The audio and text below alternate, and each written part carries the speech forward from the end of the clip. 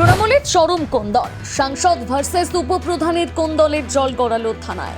গ্রেপ্তারের দাবিতে থানায় অভিযোগ দায়ের তৃণমূল কর্মী।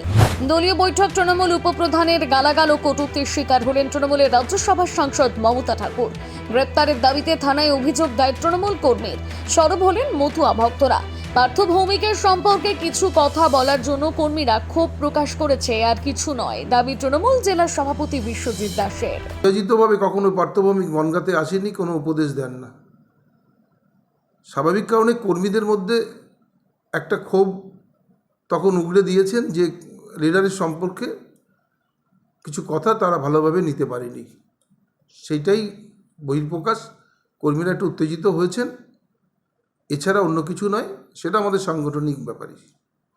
21শে জুলাইয়ের প্রস্তুতি সভা ছিল সোমবার উত্তর চব্বিশ পরগনার গোবরডাঙ্গায়। পার্থ ভৌমিক কোন দায়িত্বে আছে আমার জানা নাই, আর বিশ্বজিৎ কেনই বা তাকে ফোন করে মিটিংয়ের কথা বললো সেটাও আমার জানা নাই।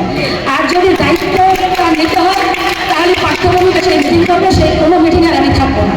অভিযোগ, সেখানে বক্তব্য রাখার সময় গোপালনগর চৌবেরিয়া 1 নম্বর গ্রাম পঞ্চায়েতের উপপ্রধান সুনীল সরকার মমতা ঠাকুরকে উদ্দেশ্য করে গালিগালাজ করেন বলে অভিযোগ। এমনকি বৈঠক শেষে মমতা ঠাকুর বাইরে বেরোলে তাকে উদ্দেশ্য করে সুনীল সহ আরো কয়েকজন কটূক্তি করে এবং খারাপ অঙ্গি ভঙ্গি করে এবং ছোট জাত বলে আক্রমণ করা হয়। এই মর্মে সোমবার রাতে সব্যসাচী ভট্ট নামের এক তৃণমূল কর্মী গাইঘাটা থানায় এফআইআর দায়ের করেন। অভিযোগ করার সময় সব্যসাচীর সঙ্গে ছিলেন মতুয়া ভক্তরা ও গোসাইরা। অভিযুক্তর গ্রেপ্তারের দাবি করেন তারা বলেন, মাকে গালাগালি দেওয়া মানে আমাদের মতুয়া সমাজকে গালি দেওয়া, এটা আমরা কোনোভাবেই মেনে নেব না। 24 ঘন্টার মধ্যে যদি অভিযুক্তকে গ্রেপ্তার করা না হয় তাহলে তীব্র প্রতিবাদ হবে। যাকে আমরা নিচ্ছি, মাকে গালাগালি দেওয়া মানে কি আমাদের মতুয়া সমাজটাকে গালাগালি দেওয়া, আমাদের জাতি তুলে গালাগালি দেওয়া, এটা আমরা কোনোভাবেই মেনে নেব না। এবং এর যদি সুষ্ঠু মীমাংসা, ডাক্তারবাবু যেটা বললেন 24 ঘন্টার মধ্যে যদি তাকে অ্যারেস্ট করা না হয়, এ নিয়ে তীব্র প্রতিবাদ হবে এবং এ নিয়ে সারা বাংলা জুড়ে মতুয়াদের একটা শোরগোল পড়বে এবং এ নিয়ে প্রতিবাদ হবে।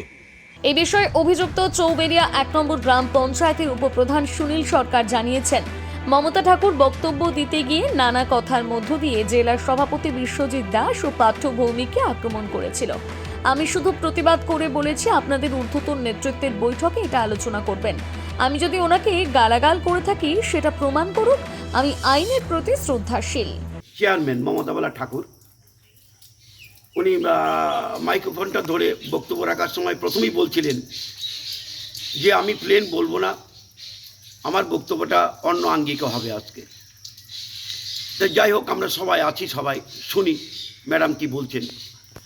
এবার বলতে বলতে বলতে বলতে আমার যেন মনে হচ্ছিল উনি বিভিন্ন নেতৃবর্গকে উনি টার্গেট করছিলেন, এই একটা দিক।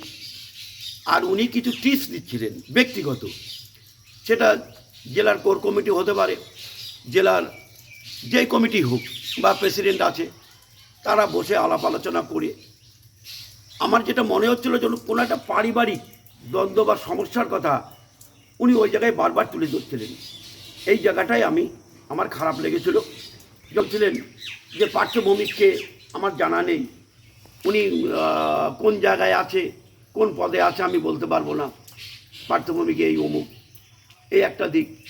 এবং জেলার প্রেসিডেন্ট বা জেলার যারা দায়িত্বে আছে তাদেরকে যেন বারংবার ওনার ছোটো ছোটো বক্তব্যের মধ্য দিয়ে উনি ইন্ডিকেট করছিলেন, যার ফলে আমার ব্যক্তিগত আমার কাছে খারাপ লেগেছিল। আমি কারোর উদ্যোগে বা কারোর পরামর্শে আমি বলিনি, আমি শুধু বলেছিলাম যে ম্যাডাম, যে জেলার প্রেসিডেন্ট বিশ্বজিৎ দাস বা অন্য কোনো লিডারের সাথে যদি আপনার ব্যক্তিগত ইগো থাকে, তাহলে স্পেসিফিক নির্দিষ্ট কোনো জায়গা আছে, পার্টি অফিস আছে, আপনারা হাই প্রোফাইল লিডার, আপনারা সেখানে বসে আলাপ আলোচনা করবেন, করে আপনাদের সমস্যা আপনারা মেটাবেন। কিন্তু একটা ভরা মঞ্চে আপনি যেইভাবে বক্তব্য রাখছেন, এইভাবে আপনি বক্তব্য রাখতে পারেন না বা রাখবেন না, আপনি রাখবেন না। আপনার এই বক্তব্য শোনার জন্য আমরা আসিনি, আমরা এসেছি 21শে জুলাই তার সাংগঠনিক কথাবার্তা, আমরা কিভাবে লোকজন নিয়ে যাব, কিভাবে গাড়ি ঘোড়ার প্রস্তুতি, কিভাবে আমরা কর্মী সমর্থকদের তুলব, আপনারা সেই টিপসগুলো দিন।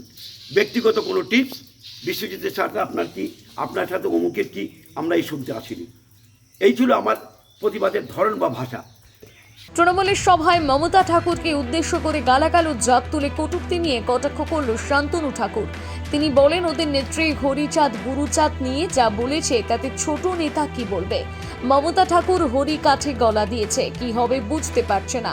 ও লজ্জা ঘৃণা ভয় কিছুই নেই।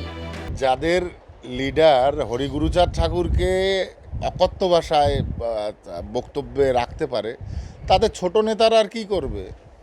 ওর তো উপায় নেই। ও যার জন্য হাড়িকাঠে গলা দিয়েছে, ওর তো উপায় নেই। হাড়িকাঠে গলা দিয়েছে, আগামীতেও টের পাবে যে হাড়িকাঠে গলা দেওয়ার পরে কি আসে, টেরটাও পাবে না, কারণ বলি তো হয়েই যাবে তার আগে। যদি বলি হয়ে যায় তাহলে তো টের পাবে না, সেই সময় চলে আসছে। ও তো বুঝতে পারছে না যে কোন হাড়িকাঠে আমি গলা দিয়েছি। মুখ্যমন্ত্রী এবং তাদের যে জননেত্রী লিডার, সে যদি হরিগুরুচাঁদ ঠাকুর এই কথা বলতে পারে তো সাধারণ কথা। ওতে তার লজ্জা নেই, ওর লজ্জা নেই, ওর লজ্জা ঘৃণা ভয় কিচ্ছু নেই। ঠিক আছে, ওতে ওর কিছু যায় আসে না। ভক্তরা অনেক করতে পারে, কারণ ঠাকুরবাড়ির কাউকে যদি বলা হয় কিছু, এরম কিছু করা হয়, তারা ভাবে যে সে ঠাকুরবাড়ির লোক। সে আদৌ কোন জায়গার লোক সে তো কেউই জানে না। যদিও এই বিষয়ে মমতা ঠাকুর কোনো প্রতিক্রিয়া দেননি।